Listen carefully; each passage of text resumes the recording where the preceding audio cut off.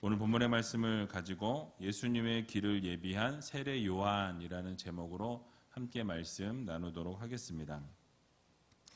이제 하반기를 새롭게 시작하면서 지난주에는 맥주 감사 주일 예배로 하나님 앞에 영광 올려드렸습니다. 오늘부터 이렇게 강해 설교를 좀 하려고 하는데요. 신약에서는 마가복음을 하려고 하고요. 구약에서는 다니엘서를 보려고 합니다. 중간중간 필요하다면 주제를 정해서 말씀을 증거하는 경우가 있겠지만은 지속적으로 한 성경 말씀을 한 권씩을 이렇게 떼면 참 좋겠다라는 생각이 들어서 금요일날 사도행전을 함께 보는 것과 같이 주일에도 이 하반기에는 마가복음과 다니엘을 번갈아 가면서 같이 살펴보기를 원합니다. 먼저 마가복음을 우리가 좀 개요를 생각해 보면 이 마가복음은 두 부분으로 나눌 수가 있습니다. 1장에서 9장까지를 전반부로 볼 수 있는데요. 예수님의 갈릴리 사역을 중심으로 해서 하나님의 종으로서 오신 예수님, 그래서 하나님의 종으로서 예수님의 이 봉사하시는 모습과 그 다음에 신적인 능력을 증거하는 것에 이 전반부는 모든 초점이 맞추어져 있습니다. 그리고 10장에서 16장까지를 후반부로 볼 수 있는데요. 후반부에서는 예수님께서 순환의 종으로, 이 고난의 종으로 오신 그 모습을 그려내고 있습니다. 예수님에 대해서, 이 순환의 종으로 오신 예수님에 대해서 묘사하고 또 이 십자가의 순환을 통해서 인류 구원의 사역을 성취하신 부분에 대해서 초점을 맞추고 있는 것이 이 마가복음 이 후반부의 주 내용이라고 할 수 있겠습니다. 그래서 오늘 본문은 이렇게 중요한 예수님의 공생의 사역에 앞서서 예수님의 사역을 예비한 이 세례 요한에 대해서 설명하는 부분이 오늘 본문입니다. 특별히 세례 요한의 삶과 이 사역과 또 예수님에 대한 증언을 우리가 살펴보면서 본문을 통해서 주님께서 우리들에게 주시는 교훈의 내용이 무엇인지 함께 생각해 보는 시간을 갖도록 하겠습니다. 오늘 본문 1절을 보게 되면 이렇게 말씀을 시작하고 있습니다. 우리 같이 한번 1절을 읽어보겠습니다. 하나님의 아들 예수 그리스도 복음의 시작이라. 아멘. 자, 다른 복음서와는 다르게 마가는 특별한 서문이 없습니다. 복음서들마다 특징이 있는데 이런 서문이 없이 바로 하나님의 아들 예수 그리스도의 복음의 시작이다라고 이렇게 알리면서 이 세례 요한의 활동을 기록합니다. 단도직입적으로 자신의 복음서를 시작하는 것을 보게 되죠. 그러니까 앞에 어떠한 꾸밈이 없이 바로 예수 그리스도의 복음의 시작을 알리고 있는 것을 보게 되죠. 이것은 마가가 이 기록을 한 방법을 택한 이유는 이 본서의 1차적 독자였던 바로 로마인들, 크리스찬으로 변화되어진 이 로마인들을 향해서 이 본문이 쓰여졌습니다. 1차 독자인 로마인의 성향과 무관하지 않다라는 것이죠. 당시에 로마인들은 행동을 중시했고 또 본론 부분을 이야기할 때 다른 앞에 있는 미사 여구가 없이 바로 본론으로 들어가는 그런 성향들을 가지고 있었습니다. 그래서 다른 서문이 없이 바로 예수님이 하나님의 아들이시다라는 것을 바로 아주 정확하게 이렇게 탁 치고 들어가는 그런 마가의 모습을 볼 수 있는 것이죠. 자, 예수님이 바로 하나님의 아들이시다. 그리고 복음의 시작이다라는 것을 딱 알리고 그리고 바로 자신이 하고자 하는 이야기를 본론으로 바로 들어가는 모습을 우리들에게 보여주고 있는 것입니다. 그렇습니다. 복음은 예수 바로 그리스도께서 중심입니다. 복음은 우리가 복된 소식이라고 이야기하지 않습니까? 그래서 굿뉴스다라고도 이야기하죠. 여러분 무슨 좋은 소식입니까? 바로 예수 그리스도를 통한 구원의 좋은 소식이다라는 말씀이 누구든지 예수 그리스도를 믿기만 하면 멸망치 아니하고 영원한 생명을 얻게 되는 이 복된 소식이다라는 말씀을 하고 있는 것입니다. 그래서 바울도 복음의 가치를 깨닫고 자신은 이 복음을 부끄러워하지 아니한다라고 이렇게 선포하는 것을 볼 수 있습니다. 그리고 할 수 있는 대로 많은 사람들에게 이 예수 그리스도의 복음을 증거하고 이 증거하기 위해 최선을 다하고 자신의 목숨까지도 아끼지 아니하고 복음을 증거하는데 열정을 쏟아붓는 모습을 우리는 성경을 통해서 볼 수 있습니다. 여러분, 이유가 무엇입니까? 바로 바울은 이 복음의 실체가 무엇인지 알았기 때문이다라는 말씀이에요. 그래서 로마서 1장 16절을 보게 되면 바울은 이렇게 고백합니다. 내가 복음을 부끄러워하지 아니하노니 이 복음은 모든 믿는 자에게 구원을 주시는 하나님의 능력이 됨이라. 첫째는 유대인에게요 또한 헬라인에게로다 라고 말씀하고 있습니다. 우리를 구원하는 하나님의 능력이 바로 예수 그리스도의 복음 안에 있다라는 것을 바울은 깨달았다라는 말씀이죠. 여러분, 그렇습니다. 복음의 중심에는 예수 그리스도께서 계십니다. 우리가 가진 성경에는 4권의 복음서가 있는데 이 복음서에서 예수님을 뺀다면 더 이상 그것은 복음이 되지 못한다라는 것이죠. 복음서뿐만이 아니라 성경에서 예수 그리스도가 빠진다면 성경으로서의 가치가 없다라고 말씀드려도 과언이 아닐 것입니다. 바로 복음서의 중심이 바로 예수 그리스도이십니다. 그래서 우리가 암송하는 요한복음 3장 16절을 보면 이렇게 말씀하죠. 우리 같이 한번 읽어보도록 하겠습니다. 하나님이 세상을 이처럼 사랑하사 독생자를 주셨으니 이는 저를 믿는 자마다 멸망치 않고 영생을 얻게 하려 하심이니라. 아멘. 여러분, 무엇이라고 말씀합니까? 구원은 오직 예수 그리스도를 믿는 믿음으로 말미암아 얻을 수 있다라고 분명하게 말씀하고 있습니다. 그러니까 모든 사람이 오직 그 길을 통해서 예수 그리스도를 통해서만이 구원을 얻는다라는 것을 말씀하고 있죠. 구원에 참여할 수 있는 유일한 길은 오직 예수 그리스도를 통해서만 이루어진다라는 것을 우리들에게 말씀하고 있습니다. 이게 복음의 시작이에요. 그래서 사도행전 16장 31절도 보게 되면 이렇게 말씀하죠. 우리 같이 한번 읽어보겠습니다. 주 예수를 믿으라. 그리하면 너와 내 집이 구원을 얻으리라. 아멘. 여러분, 예수 그리스도를 믿으면 우리가 구원을 얻는다라고 분명하게 말씀합니다. 예수 외에는 다른 길이 있습니까? 없습니까? 없다라는 거예요. 오직 예수 그리스도만이 우리를 구원하는 능력이요 힘이다라고 말씀하고 있습니다. 오직 예수 그리스도만이 우리에게 참 생명을 주시고 구원을 허락해 주시는 유일한 길이심을 성경은 우리들에게 말씀한다. 이것이 바로 복음이다라고 말씀하고 있는 것이에요. 그래서 요한복음 14장 6절에도 보면 이렇게 말씀하죠.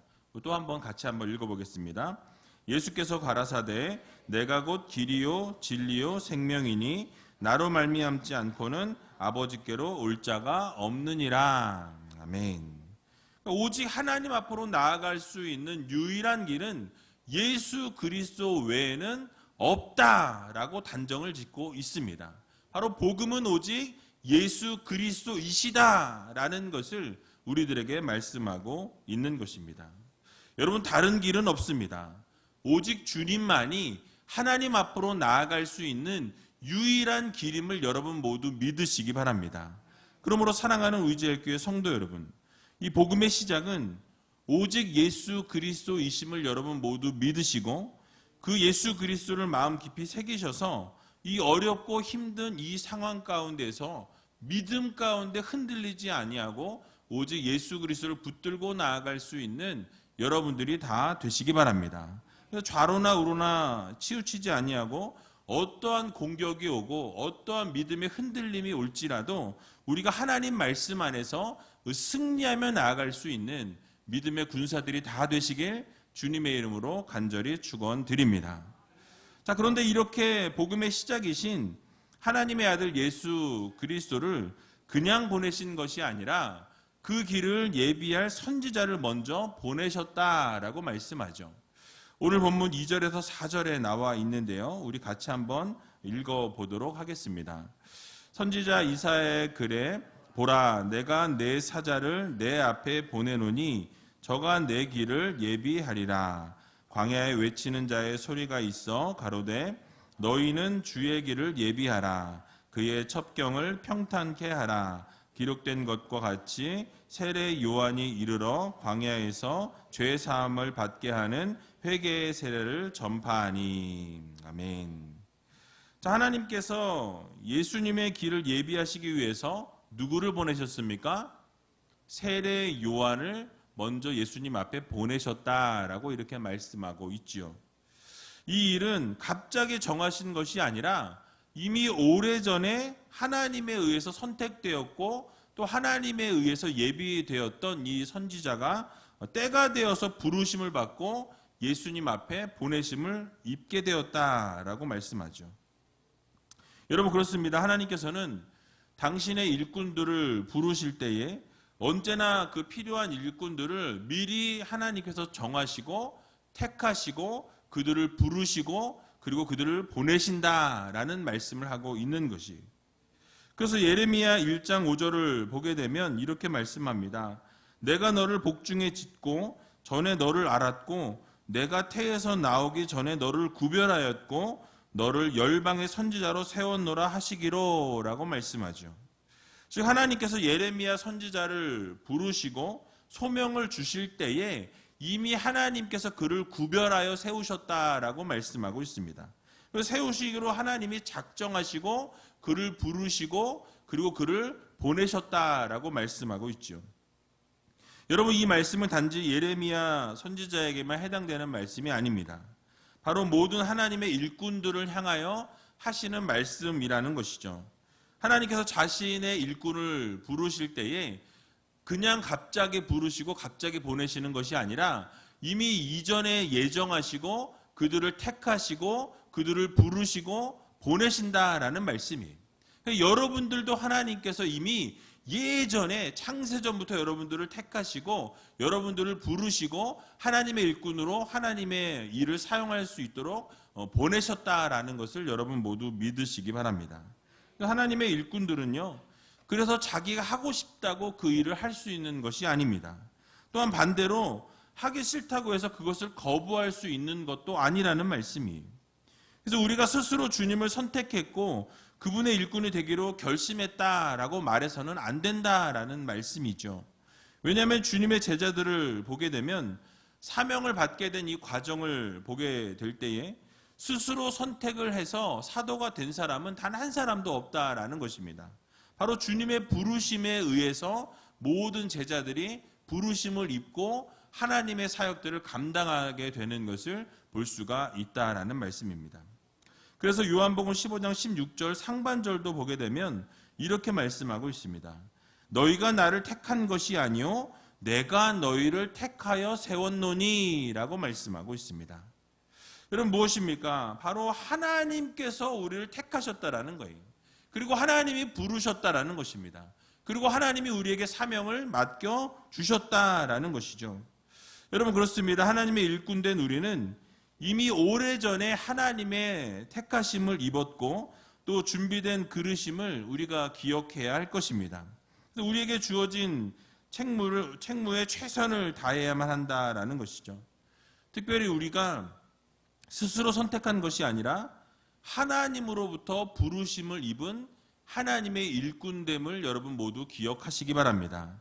맡은 자에게 구할 것은 오직 충성이라는 이 사실을 여러분 모두 믿으시고 주님의 부르심에 최선을 다할 수 있는 모든 성도님들이 다 되시기 바랍니다.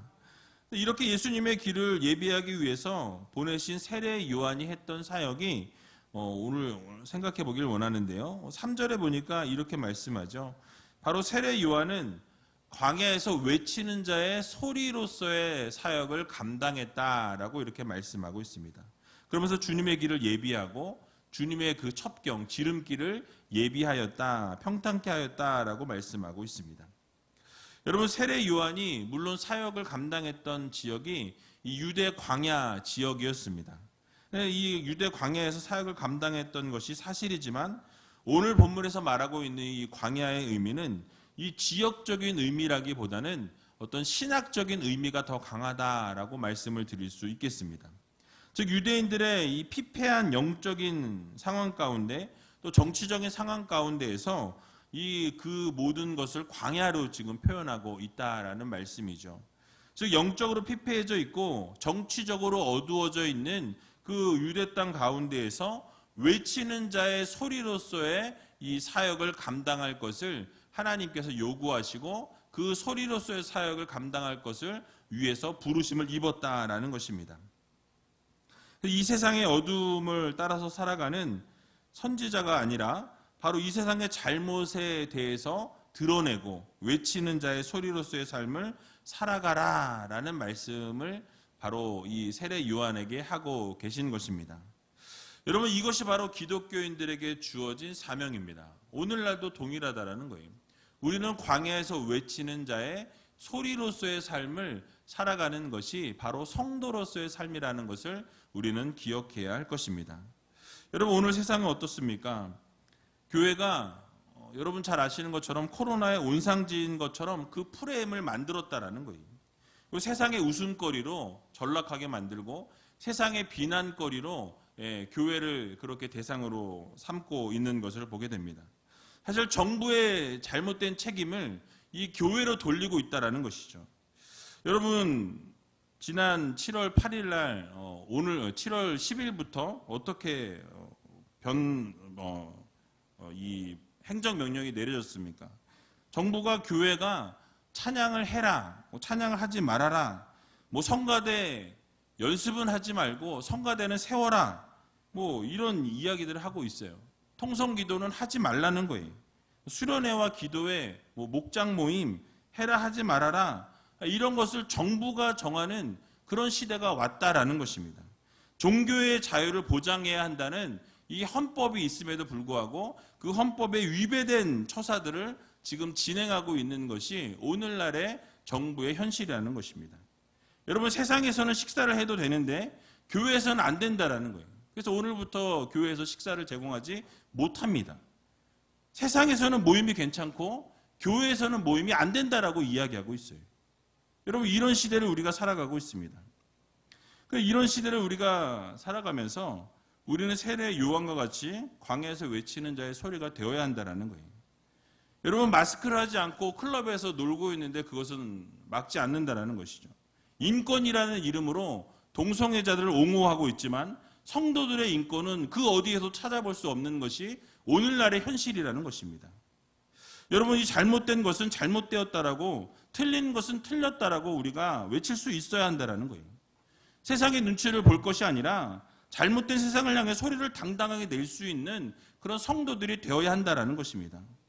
물론 악법도 법이기 때문에 우리는 지킵니다. 그러나 잘못된 것은 잘못되었다라고 이야기할 수 있어야 된다는 거예요. 여러분, 차별금지법도 막아야 됩니다. 잘못된 것을 그냥 용인해서는 안 된다라는 거예요. 여러분, 어쨌든 세례 요한은 이 세상의 보냄을 받으면서 자신을 드러내는 삶이 아니라 예수님의 삶을 예비하고 또 그 길을 평탄케 하기 위해서 이 땅 가운데 보내진 존재임을 명확하게 밝히고 있습니다.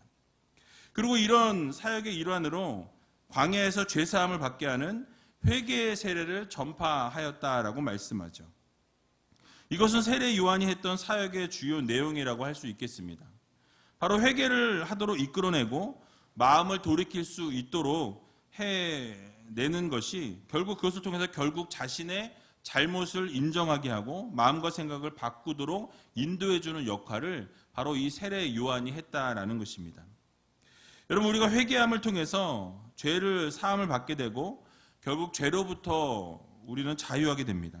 우리 하나님께서는 누구든지 자기의 죄를 뉘우치고 돌이키는 자들을 통해서 반드시 그 죄를 기억지도 않으시고 그 모든 죄를 용서하시겠다라는 약속의 말씀을 우리들에게 주셨습니다. 이사야 55장 7절을 보게 되면 이렇게 말씀합니다. 우리 같이 한번 읽어보도록 하겠습니다. 악인은 그 길을, 불의한 자는 그 생각을 버리고 여호와께로 돌아오라. 그리하면 그가 긍휼히 여기시리라. 우리 하나님께로 나아오라. 그가 널리 용서하시리라. 아멘. 또 요한일서 1장 9절도 보게 되면 이렇게 말씀합니다. 만일 우리가 우리 죄를 자백하면 저는 미쁘시고 의로우사 우리 죄를 사하시며 모든 불의에서 우리를 깨끗게 하실 것이요. 아멘. 자, 이처럼 회개는 멸망으로 이르게 하는 죄의 문제를 해결하는 통로입니다. 다시 말하면 하나님과 인간의 교제를 막고 있던 이 죄가 제거될 수 있는 유일한 방편이 바로 회개라는 것이죠. 그래서 그 회개라는 도구를 우리들에게 하나님께서 허락해 주셨다라는 것입니다. 그러므로 우리는 죄로부터 회개하고 돌이켜야 합니다. 하나님과의 관계가 회복되기 위해서 우리의 죄의 문제가 먼저 해결되어야 한다라는 것이죠. 그래서 하나님께서 회개의 기회를 주시면서 우리들에게 말씀하실 그때에 속히 그 죄로부터 돌이킴으로 말미암아서 하나님과의 아름다운 관계를 회복하시고 또 믿음 생활 잘할 수 있는 우이제일교회 모든 성도님들이 다 되시기 바랍니다. 자, 그리고 이제 세례 요한의 모습을 묘사하고 있는 것을 보게 되는데요. 오늘 본문 6절에서 8절에 나와 있습니다. 우리 같이 한번 6절에서 8절까지 읽어보도록 하겠습니다. 요한은 약대털을 입고 허리에 가죽띠를 띠고 메뚜기와 석청을 먹더라.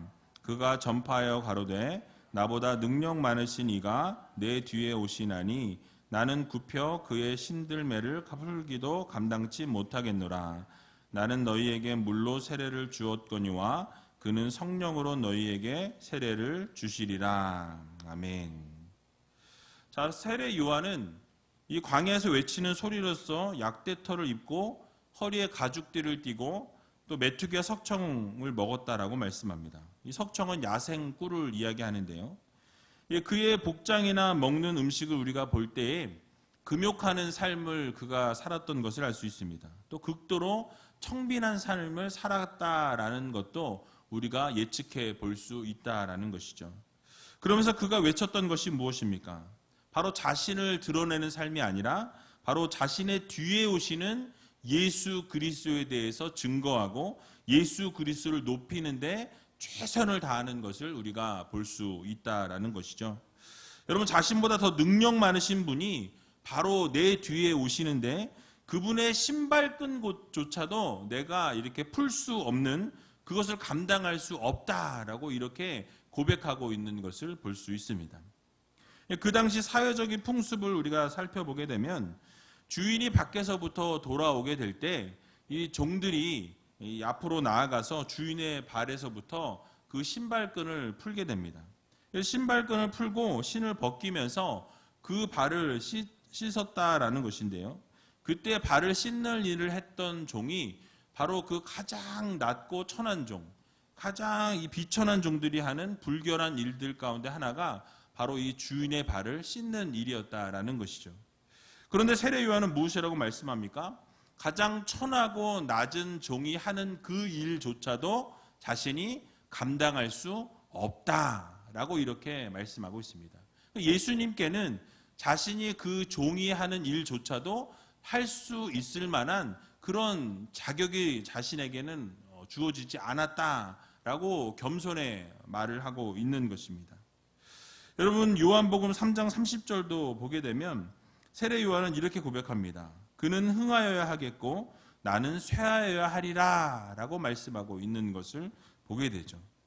그러니까 여러분, 세례 요한도 사실은 수많은 제자들이 따랐던 사람입니다. 그에게도 많은 제자가 있었음에도 불구하고 자신에게 주어졌던 사명이 무엇이었는지 그 사명을 잊지 않았다라는 말씀이에요. 바로 예수님의 길을 예비하고 평탄케 하는 것이 자신에게 주어진 사역이었기 때문에 나 자신은 쇠하여야 되고 나 자신은 낮아져야 되고 오직 예수 그리스도만 흥하여야 되고 예수 그리스도만 드러나야 한다라는 것을 강조했다라는 말씀이에요.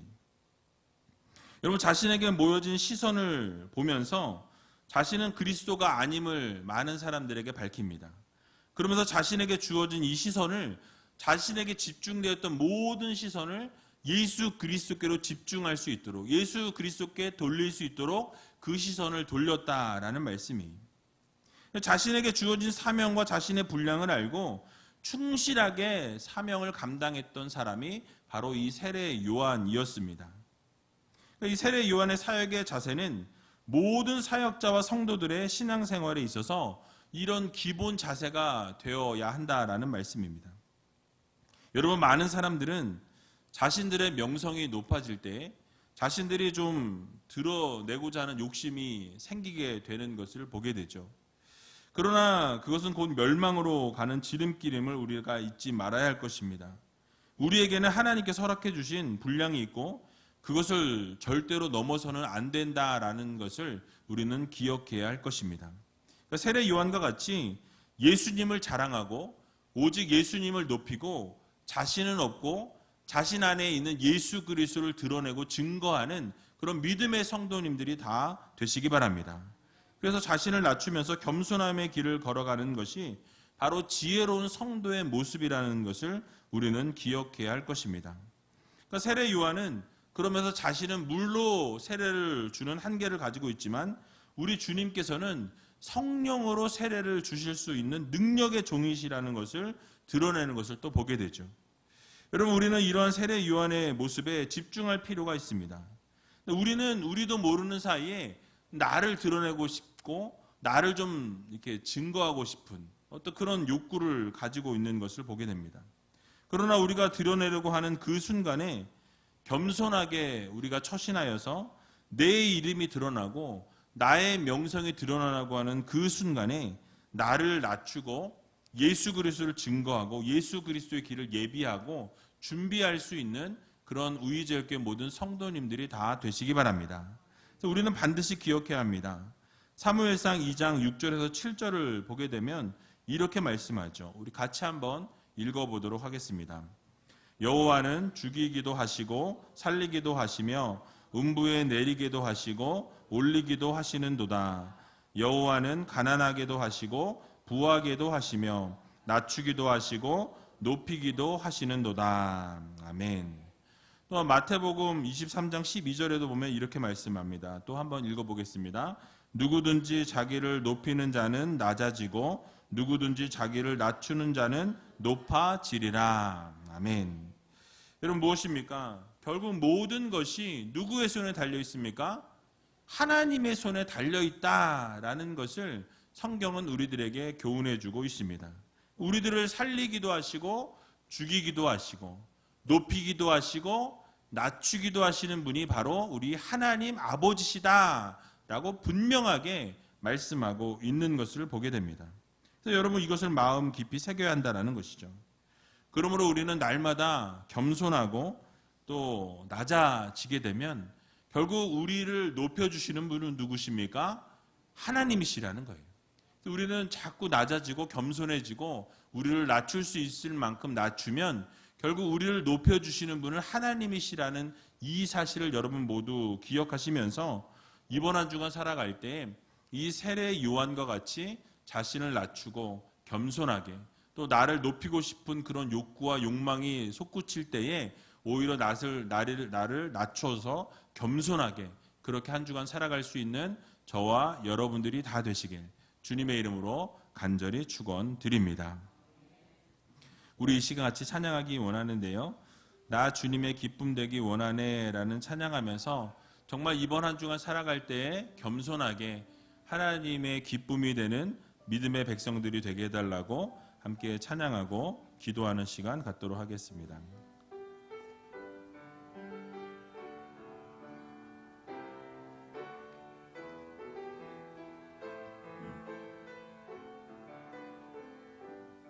나 주님의 기쁨 되기 원하네. 나 주님의 기쁨 되기 원하네. 내 마음을 새롭게 하소서. 새 부대가 되게 하여 주사. 주님의 빛 비추게 하소서. 내가 원하는 한 가지 주님의 기쁨이 되는 것. 내가 원하는 한 가지 주님의 기쁨이 내 마음 드립니다. 겸손히 내 마음 드립니다. 나의 모든 것 받으소서. 나의 마음 깨끗게 씻어주사 주의 길로 향하게 하소서. 내가 원하는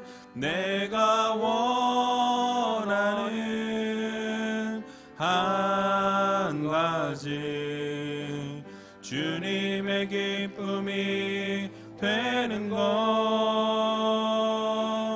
내가 원하는 한 가지 주님의 기쁨이 되는 것. 내가 원하는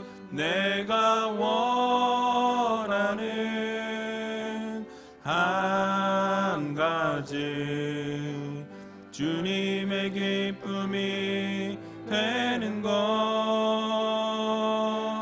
내가 원하는 한 가지 주님의 기쁨이 되는 것. 우리 시간 두 눈을 감고 기도하며 나아갈 때에 주님의 기쁨이 되기를 원합니다. 하나님, 날마다 겸손히 우리의 마음을 드리기 원합니다. 오직 우리가 원하는 그 한 가지는 주님의 기쁨이 되어서 세례 요한과 같이 예수 그리스도의 사역을 준비하고 예수 그리스도를 증거하며 예수 그리스도가 드러나는 삶을 살기를 소원합니다 하며 우리가 기도하며 나아갔으면 좋겠습니다. 하나님의 아들이신 예수 그리스도께서 우리 복음의 시작임을 우리는 기억해야 할 것입니다. 오직 예수 그리스도 안에 구원과 능력이 있고 생명이 있음을 기억하면서 오직 주님만 바라보는 믿음을 달라고 여러분 기도하시기 바랍니다. 세례 요한은 예정되었고 선택되었고 부르심을 입었습니다. 우리 역시 하나님께서 부르셨습니다. 맡은 자들에게 구할 것은 충성이라는 이 사실을 기억하면서 우리의 삶에 주어진 사명에 최선을 다할 수 있는 믿음의 성도들이 되게 해달라고. 또 세례 요한은 광야에서 외치는 자의 소리의 역할을 감당했습니다. 잘못된 것, 틀린 것에 대해서는 당당하게 외칠 수 있는 성도들이 되게 해달라고 여러분 기도하시기 바랍니다. 또 세례 요한을 회개시키기 위해서 이 땅 가운데 보내졌다고 말씀드렸습니다. 회개함으로 하나님과의 관계가 회복되어지고 하나님이 반드시 용서해 주신다는 사실을 기억하면서 우리의 잘못을 회개하고 용서를 구하는 귀한 시간이 되게 해달라고 여러분 기도하시기 바랍니다. 마지막으로 세례 요한은 예수 그리스도의 신발끈도 풀 수 없는 자라고 고백했습니다. 예수 그리스도는 흥해야 하고 자신을 쇠하여야 한다라는 겸손을 보여주었던 것 같이 자신에게 주어진 사명을 잊지 않았던 그 모습 그대로 우리도 자신을 낮추고 겸손한 길을 걸어가며 그러면 하나님께서 반드시 우리를 높여주신다는 사실을 기억하며 날마다 하루하루 겸손하게 살아갈 수 있는 믿음의 성도들이 되게 해달라고 함께 기도하는 시간 갖도록 하겠습니다. 우리의 소리가 우리의 귀에 들릴 정도로 기도하는 시간 갖도록 하겠습니다. 기도하겠습니다. 살아서 역사하신 아버지 하나님, 은혜와 사랑 감사합니다. 주님의 기쁨이 되기를 소원합니다. 주님께서 원하시는 삶을 살아가기를 원합니다. 겸손함으로 살아갈 수 있는 믿음의 자녀들 되기를 아버지 하나님 함께하여 주시길 소원합니다. 하나님의 아들이신 예수 그리스도께서 복음의 시작임을 기억하게 해주시고 오직 예수 그리스도 안에 구원과 능력과 생명이 있음을 바라보고 믿고 나아가는 믿음의 자녀들이 다 될 수 있도록 하나님께서 도와주시고 함께하여 주시옵소서. 또 세례 요한은 예정되었고 선택되었고 부르심을 입었습니다. 우리도 주님 앞에 예정되었고 선택되었고 부르심을 입었다는 사실을 기억하게 해주시고 날마다 하나님의 부르심 앞에 최선을 다할 수 있는 믿음의 백성을 되게 해주시고 또 광야에서 외치는 자의 소리의 역할을 감당했던 세례 요한과 같이 잘못된 것, 틀린 것에 대해서는 당당하게 외칠 수 있는 믿음의 성도들이 다 될 수 있도록 하나님께서 도와주시옵소서. 또 세례 요한을 회개시키기 위해 땅 가운데 보내졌다는 사실을 기억하며 우리가 회개함으로 하나님과 관계가 회복되며 용서해 주심은 하나님의 놀라우신 사랑을 다시 한번 기억하는 이 시간 될 수 있도록 하나님께서 도와주시옵소서. 또 세례 요한은 예수 그리스도의 신발끈도 풀 수 없는 자라고 고백하며 그는 흥해야 하겠고 자신을 쇠어야 한다라는 겸손함을 보여주었습니다. 하나님, 우리도 겸손하게 살아갈 수 있도록 도와주시고 우리에게 맡겨진 사명 죽기까지 충성할 수 있도록 도와주시고 우리를 낮추며 겸손의 길을 걸어갈 때에 하나님께서 우리를 높여주신다는 사실을 기억하며 날마다 주님과 동행하는 삶을 살아가는 믿음의 성도들이 다 될 수 있도록 하나님께서 도와주시옵소서. 사랑의 주님, 감사합니다. 우리를 주님의 자녀로 불러주시고 하나님의 귀한 백성으로 사용하여 주신 것 너무너무 감사합니다. 날마다 겸손함으로 살아갈 수 있는 믿음의 자녀들 되게 해주시고 하나님의 아들이신 예수 그리스도께서 복음의 시작임을 우리가 다시 한번 마음 깊이 새기게 해주시고 오직 예수 그리스도 안에 구원과 능력과 생명이 있음을 기억하며 주님만 바라보며 걸어나갈 수 있는 믿음의 성도들 되게 하여 주시옵소서. 세례 요한과 같이 우리도 주님께서 부르시고 또 선택하시고 보내셨다는 사실을 기억하며 우리에게 맡겨진 사명 죽기까지 충성할 수 있는 믿음의 자녀들 되게 해주시고 세례 요한과 같이 광야에서 외치는 자의 소리의 역할들을 감당할 수 있도록 도와주시고 또 회개시키기 위해 보내심을 기억하게 해주셔서 회개함으로 주님 앞에 나아가 하나님과 관계를 회복하는 믿음의 성도들이 되게 하여 주시옵소서. 특별히 세례 요한이 예수 그리스도의 신발끈을 풀 수 없는 자라 고백했던 것과 같이 또 예수님은 흥해야 되고 자신은 쇠어야 한다라는 믿음의 고백과 같이 겸손함으로 우리도 살아갈 수 있는 믿음의 백성들이 다 되게 하여 주시옵소서. 이번 한 주간 겸손함으로 살아갈 때에 결국 하나님께서 우리를 높여주신다는 사실을 기억하며 날마다 주님 앞에 온전한 삶을 올려드리는 믿음의 성도들이 다 될 수 있도록 주님께서 함께하여 주시옵소서. 모든 것 주님 앞에 감사드리오며 이 모든 말씀 예수님의 이름으로 기도하옵나이다. 아멘.